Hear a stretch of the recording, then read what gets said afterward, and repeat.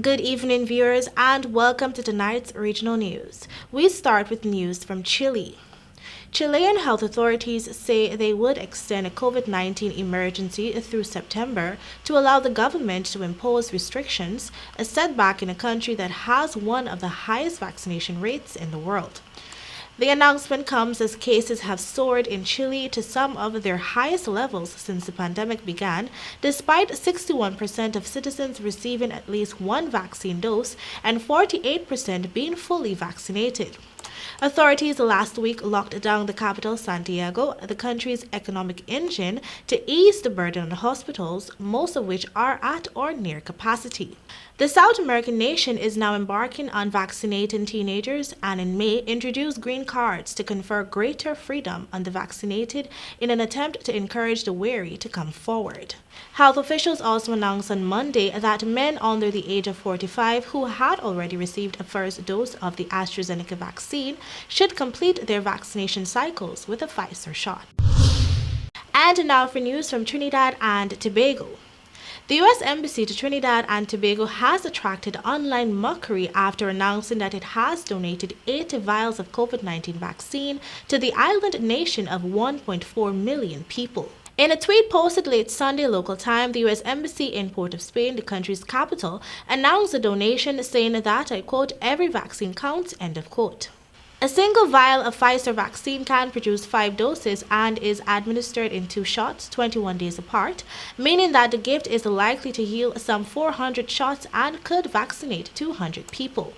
The tweet has been widely shared with many comments expressing surprise at the size of the gift compared to Trinidad and Tobago's population of 1.4 million.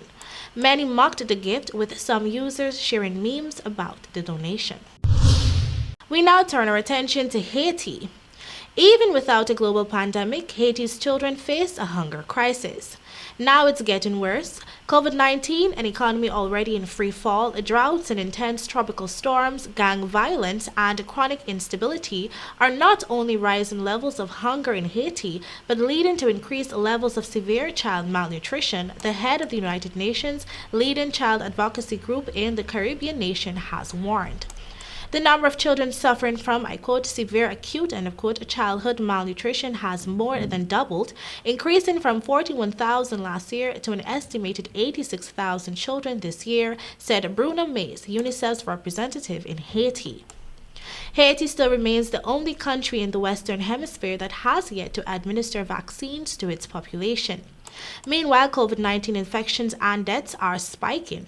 As of June 6, the most recent available data from the Ministry of Health, Haiti has registered 16,079 confirmed COVID-19 infections and 346 deaths.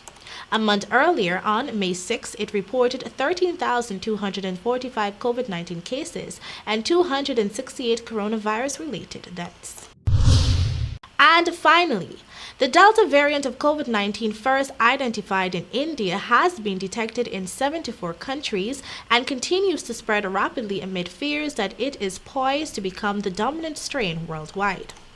Outbreaks of Delta variant have been confirmed in China, the US, Africa, Scandinavia, and Pacific Rim countries. Scientists report that it appears to be more transmissible as well as to cause more serious illness. As with previous variants, Delta is proven to be effective in avoiding existing border and quarantine measures. The World Health Organization designated Delta as a variant of interest in April and a variant of concern on May 11. It appears to cause more severe symptoms according to evidence seen from India and elsewhere, including stomach pain, nausea, vomiting, loss of appetite, hearing loss, and joint pain.